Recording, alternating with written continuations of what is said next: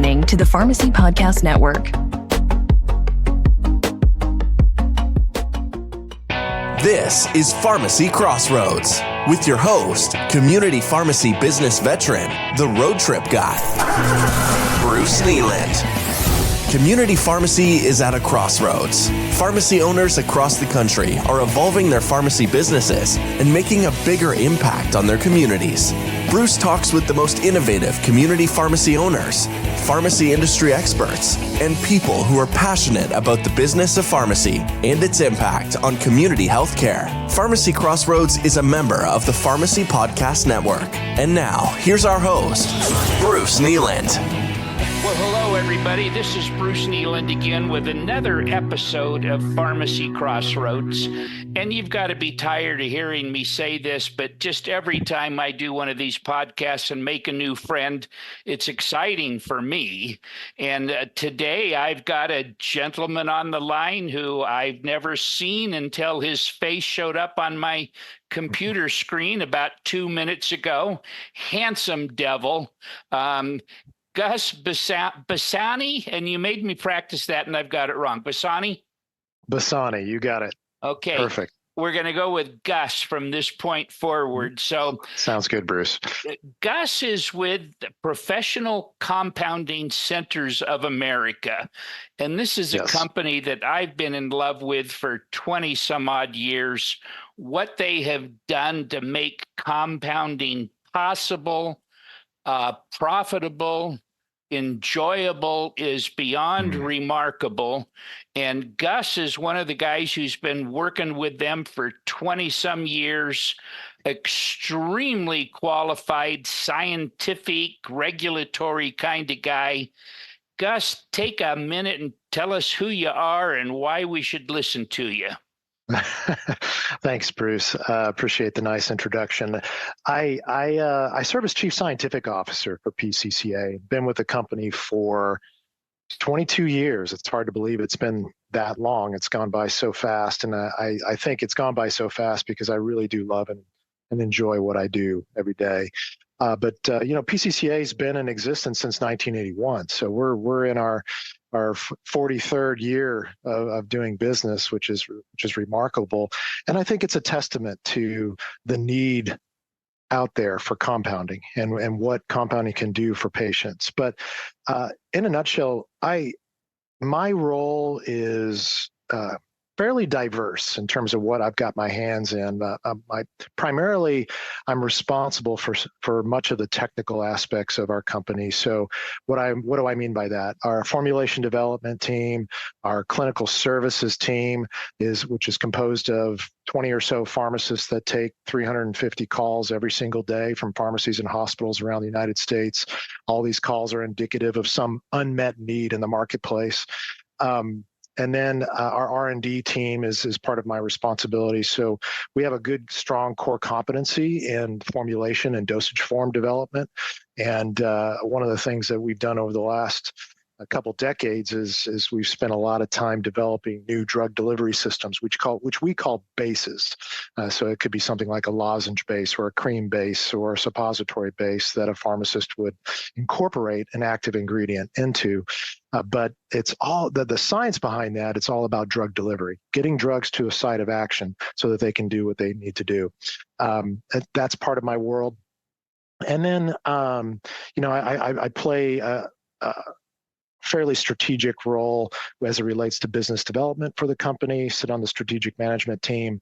And outside of PCCA, also, I've had the pleasure of serving as a volunteer on the USP Compounding Expert Committee for the last 3 cycles, which will be 15 years and next year on that. So, yeah. So, and then you still find time to eat and sleep, right? I do, yes. Quite busy on the personal front too, but I know that's not why we're here to to talk today. So you've mentioned a couple. You say I know I've heard this word before, and I'm just trying to figure out how it's spelled. When you say bases, are we BASES or BASIS? BASES, almost like third base, first base, second base in baseball. Yeah, and right. And this is the the core foundation upon which a chemical is going to be incorporated or compounded? Yeah, think of it like a platform. It's a delivery platform. So, like I gave the example of a cream base, a specific cream base that maybe has a physical attribute that's appropriate for building a formula for eczema or psoriasis, or a cream base was designed for the delivery of hormones, or et cetera, et cetera. These are drug delivery platforms. They don't have actives in them. They're made and sold as excipients, but they're clearly important to get drugs into the human body. And then you use the acronym USP very quickly. Yes. A minute ago. Back up. I know all the pharmacists know what that is, but some of us old business guys, I've been in there. I've actually been in their facility and seen their storage room where they have the core product for everything or whatever. But what's USP? USP stands for the United States Pharmacopoeia. And it's a standard setting organization, a non-governmental standard setting organization. Been around for, I forget exactly the date of its initiation, but I think it's one of the oldest. It's the 1890s or something like that. Yeah. I should probably know that date, but I don't. Originally started by physicians to create standards for medicines, and today they write standards chapters and write monographs for various drug products and active ingredients and excipients, and I get to be a part of that process, which has been very interesting. Well, thank you. So, compounding. Yes. Not without problems, not without enemies, not without news stories, but at the basis of what I suspect all of this, what we've just talked about, is that making sure that the products that a PCCA pharmacist crafts and dispenses are effective. Tell me a little bit about how you make sure that happens. Yeah, no, it's a great question. So PCCA, a big part of what we do is we are a resource. We are a complete resource for pharmacies, hospitals, 503B outsourcing facilities that for everything that they would need to specialize in the area of extemporaneous compounding. And having access to knowledge and expertise is a big part of that. If you ask our existing membership, because pharmacies become members of PCCA, they pay a subscription, a monthly subscription fee to have access to the formulation database and have access to this team of technical consultants. But if you ask our current membership, that what's one of the most valuable things that we bring to the table, it's the knowledge assets. It's the lifeline. So if a pharmacy gets a call from Dr. Smith, and Dr. Smith has a patient that I'll just give you a hypothetical example, can't swallow a particular medication, and calls to ask the pharmacist if this medication can be made into a liquid, and pharmacist is not really sure. They pick up the phone and say, well, I know who can answer that question. And so we have a drug information center called our clinical services team that is on call 24/7 to answer those types of questions. They call in and say, hey, Dr. Smith just asked me if I can give this particular medication to this patient in a liquid form. Do you have a formulation? If not, can you develop that formulation? Can it be done? Is it safe? What are the things I need to think about? And we have a team of experts that has the experience and access to the right information to be able to answer that question. And if we don't have a formulation, we have a team, our formulation development team, and by the way, which is composed of PhD level pharmaceutical scientists, pharmacists, master's levels chemists, and pharmacy technicians and the like, that they every day they are solving these formulation needs by creating those formulas, making the formulas on the bench, observing them, testing them to varying degrees, and we can get into detail on that, but all with one intent: to solve that unmet need that was called in by our pharmacy member who was talking to Dr. Smith that had this patient that couldn't swallow. Which I mean, so, let me interrupt, but I mean that the word custom medications comes to mind there. I mean, we're talking about creating something for a person. absolutely, and it's remarkable how many of these custom needs are out there. I mean, if you think about it, it makes a lot of sense. You know, we're all familiar with the scenario that I just walked you through, the idea of a child that is too young to swallow a pill. I mean, I think we're all familiar with that, but there's other things that we don't think about all the time, you know, like what happens in the veterinary world. How do you administer a drug to an elephant or a small lizard, or, you know, the diversity of wildlife that's out there. Zoos are regular clients of compounding pharmacies because they just don't make commercial products for that. You know, the special requirements for somebody in hospice care that doesn't have good oral access, or maybe are, you know, they're dehydrated, so their IV access is limited, and you have to think outside the box to deliver medications to them. There's so many needs, Bruce, and that's what makes this area of practice so professionally rewarding, and it's not going anywhere. You know, yes, you mentioned that that I think you indicated that compounding sometimes has gotten some bad press.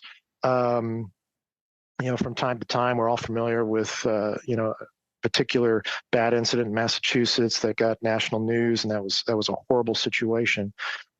But every single day, meds are being compounded for patients that need them. And yeah. I am a grandparent to 10 kids, 2 boys of which own a Geico or a Geico, and they have actually had to do something with Jolly Compounding Pharmacy in Sandy, Utah. So it's sure, that's a real world example. But absolutely. The other question I guess I want to wonder about is, I mean, it's not the negative press part. It's just the quality. There is an issue of sourcing medications, and my understanding is one of the premier aspects of PCCA is supplying them. Tell me a little bit how you know whether you're buying good stuff or bad stuff. Yeah, no, that's a great topic to talk about, because the area of raw materials is different than what we as pharmacists know with regard to brand versus generic. I call this the bioequivalence line of thinking. You know, as a pharmacist, when I was in practice, generic substitution is fairly common. Well, that generic drug has been shown to be bioequivalent to the brand name drug, and by law, you can substitute unless, of course, the doctor doesn't want you to. Well, in the area of active pharmaceutical ingredients, the APIs and the ingredients that you're using, those are not approved by the FDA. The federal law around active ingredients is Section 503A in the Food, Drug, and Cosmetic Act. And 503A says that the active pharmaceutical ingredient, or what the law calls bulk drug substances. So the bulk drug substances that can be used in compounding must comply with a couple of things. One, it has to be either contained within an FDA-approved product already. It has to have a USP or NF monograph, so that United States Pharmacopoeia National Formulary monograph, or be on a list that the FDA generates. That's that we sometimes call the positive list. Those are the active ingredients that you can use in compounding. It also states that that active ingredient must be manufactured by an FDA-registered manufacturer. So why do I go through that criteria? Well, an active ingredient, just because it says USP by it, so it says progesterone USP. What that means is that particular active ingredient must comply with the United States Pharmacopoeia monograph, the USP, but that doesn't mean that it's made by an FDA-registered manufacturer. And if I'm an API manufacturer, I can get online today, and within about 30 minutes, I can register myself with the FDA and start selling you a product. And so, but the law doesn't require inspection before they can start selling that product. So what PCCA does is we have a very extensive vendor qualification process, and we have a whole team of people that, we of course import active pharmaceutical ingredients and excipients from all over the world, but we must qualify those active pharmaceutical ingredient manufacturers to make sure that they're not only just registered with the FDA, but they're actually have been inspected. That's our own internal standard. And that they're in good standing, have been inspected and in good standing in the last couple of years. And we regularly requalify these active ingredient manufacturers. And when they come in, and that's just stage number one. Then we got to bring it in, we test it, make sure we do all the identity testing and everything that's required. And then there's, before we even repackage it, then we repackage it, test it again.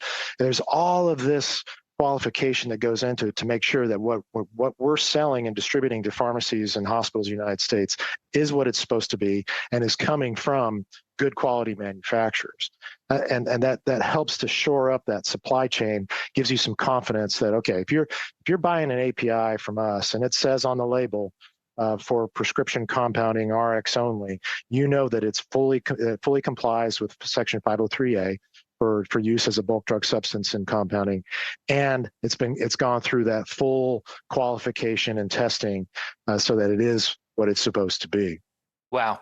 So that's impressive, and thank you for that. So I want to go two different directions simultaneously, and I know we can't. So it becoming a compounder, and this is the two pieces, requires at least two things.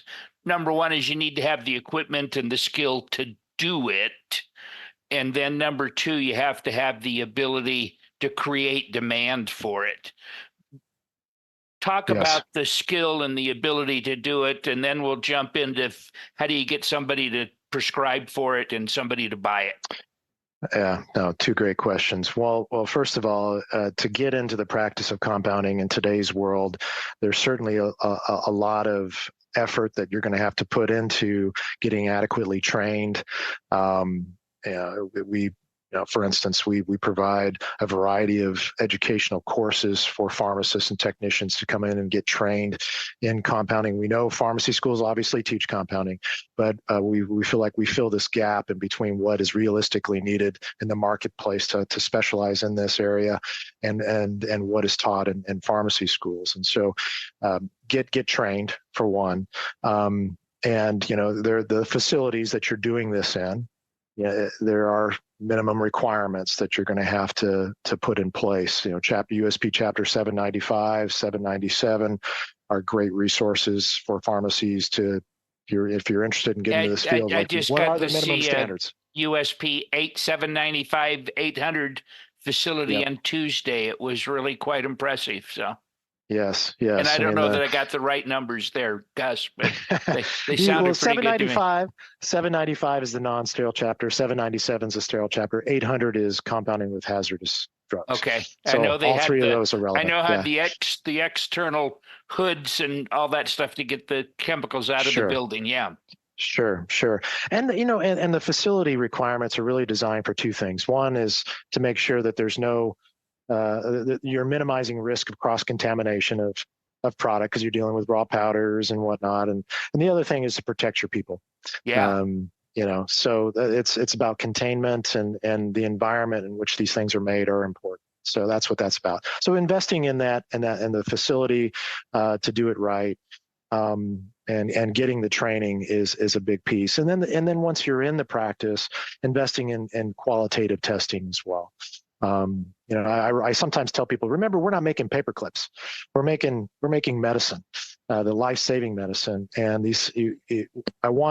you want to make these in a way that you would feel good about giving it to a family member, your daughter, your son, your mom, your dad, and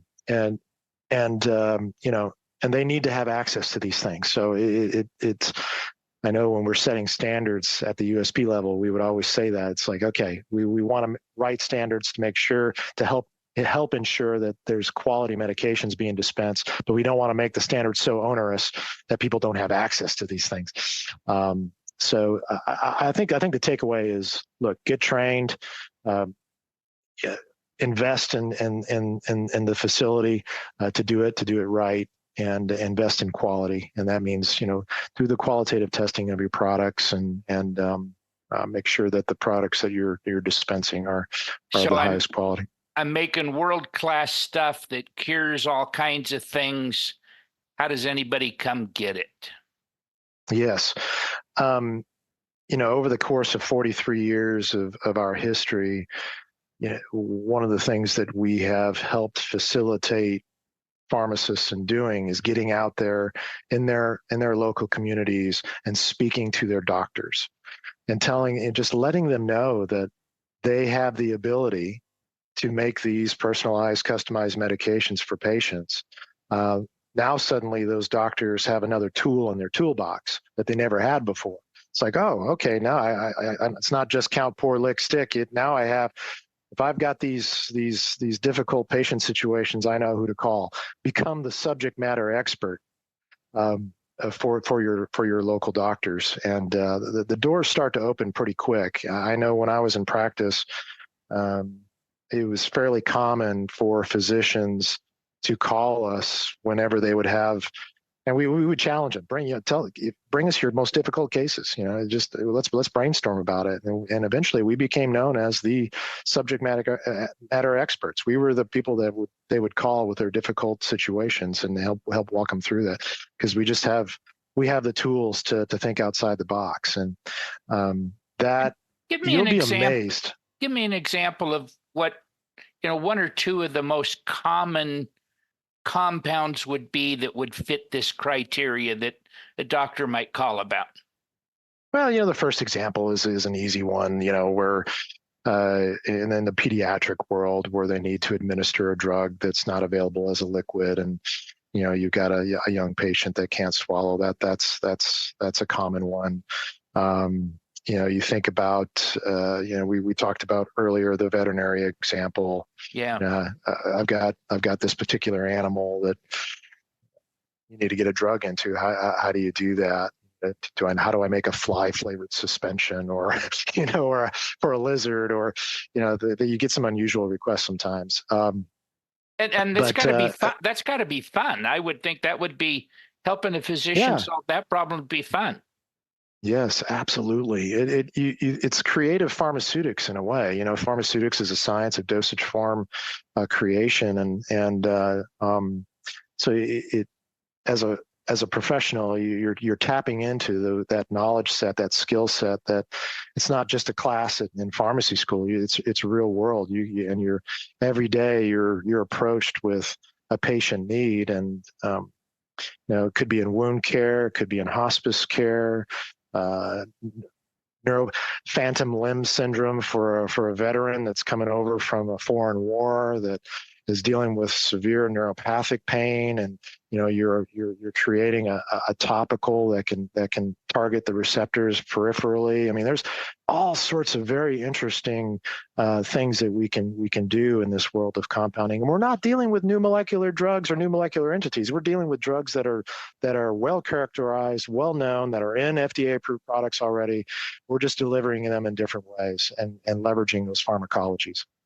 Well, and we're going to have to speed up just a little bit here, and I may just summarize a couple things that I know that absolutely impressed me about PCCA. And like I say, the pharmaceutical companies come after compounders with some regularity. Threats from the FDA and the legislative arena. So fighting for the future of compounding is a big part of what your company does. Yeah, that's right. It's somewhat comical in a way that traditional pharmaceutical industry would be threatened by compounding, considering only about 2% of prescriptions written are for compounds. But unfortunately that does occur. But a big part of what we do is advocate, and that means we go to Capitol Hill. on a regular basis. You just went, didn't you? It just went last week, actually, and we brought some patients with us this time, which was powerful to see that in action, where we had 4 different patients come with us on the Hill. We were in the halls of Congress, literally meeting with legislators. Really, it's about education, making sure that they know who we are, what we do, the value we bring to the healthcare system, and hearing it firsthand from patients that have benefited from compounding was pretty cool. But that's something we do on a regular basis. And I think it's important that whether there's a crisis or an urgent need for advocacy, it doesn't matter. We're there every year doing this, because you don't want to wait till you absolutely need to go to Capitol Hill. You need to keep people regularly informed. And for the pharmacists in your audience, that means inviting your local your congressman to come to your store, see what you do, make sure they understand the value that pharmacy has in their communities and for patients. I can't emphasize that more. I see press releases from time to time where some of your members have done that. I know that you do it in your offices there as well. Yes.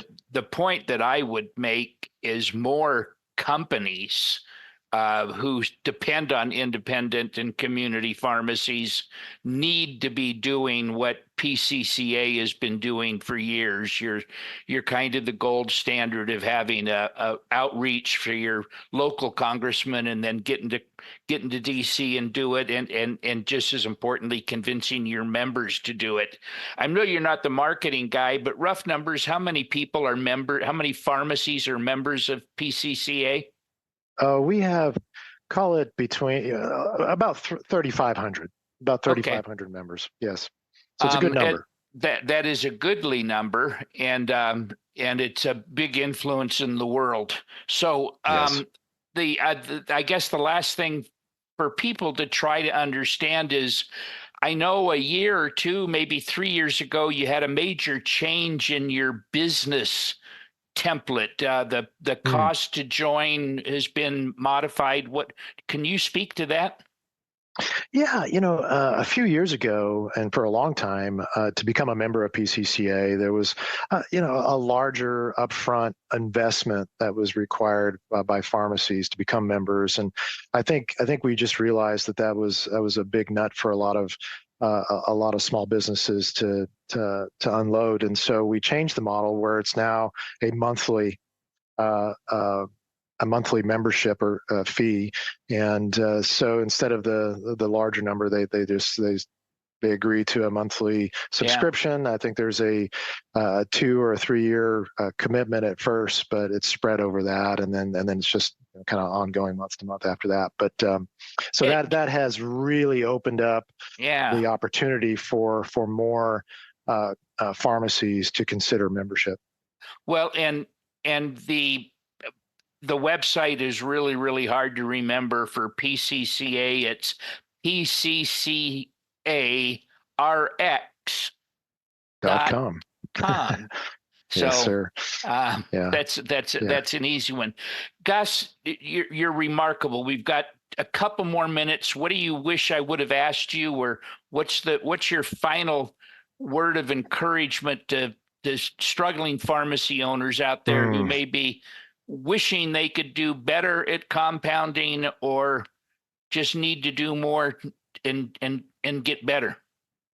Well, I would say that if you are looking for a very professionally rewarding niche, I know independent pharmacies, it's tough these days. If you're just doing traditional dispensing, economically, it's a tough road. I think compounding opens up a great avenue, both from a business perspective, but also it's very professionally rewarding. I would seriously consider looking into it if I were in their shoes. Yes, it's going to take some investment and time and money to do it, and to do it right. But the beautiful thing is you've got a resource like PCCA that can help you along the way and provide pretty much everything you need to get going in this world. And then the other thing is, if you look at the future, there's always going to be unmet needs out there that require compounding. I am very bullish on the future in this industry because I'm going to throw some big words at you here, Bruce. But you think about pharmacogenomics and biomarkers of response and all of these personalized medicine terms. Compounding is going to play a very important role in meeting the needs that are generated with personalized medicine. Pharma is looking at, and FDA is looking at something called point of care manufacturing, distributed manufacturing, but that's all in the context of a new drug approval. You're going to need to meet these personalized needs at the point of care, and compounding is well suited and well positioned to meet those needs in the future. And I think that's one of the reasons why I'm really bullish on the future of compounding. And there's a lot of interest in our space. And I know this because when the private equity folks start looking at our space and start buying up pharmacies and rolling them up and consolidating, which we are seeing in our space, that's a signal to me that we're on to something special. Well, and I'll close with at least an editorial observation after I ask a question. The bulk of what is done in compounding is cash pay. Is that correct? Yeah, that's true. Yeah. That's true. And I celebrate that. If you can learn to charge people, do it confidently, provide a service that has genuine value, that's the holdup for so many pharmacists in doing other clinical services. They still just don't believe if insurance won't pay, people won't pay. And I've been preaching for 52 years now that people will pay for healthcare services. People go to the gym, they hire massage therapists, they do yoga classes, they do all kinds of weight loss programs. That's all healthcare. It may not be terrific healthcare. It may be great healthcare, but people will pay. And if a pharmacist can figure out how to charge, that opens the doors to a lot of the future of healthcare services. Gus, you're a gentleman and a scholar.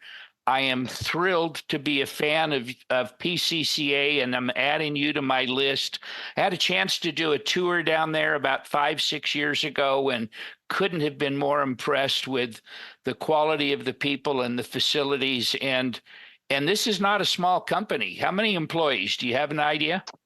Worldwide, about 450. Yeah. That's a good footprint. Hey, listen, thank you so much. Thank you, Bruce. PCCARX.com, and you can capture all the information you need to see whether getting into compounding may be right for you. And for today, that's it for Pharmacy Crossroads. This is Bruce Nealand signing off. Have a great day. Thank you. Thanks for listening to Pharmacy Crossroads. If you're interested in talking with Bruce, please contact the show. Visit pharmacycrossroads.com. We look forward to hearing from you.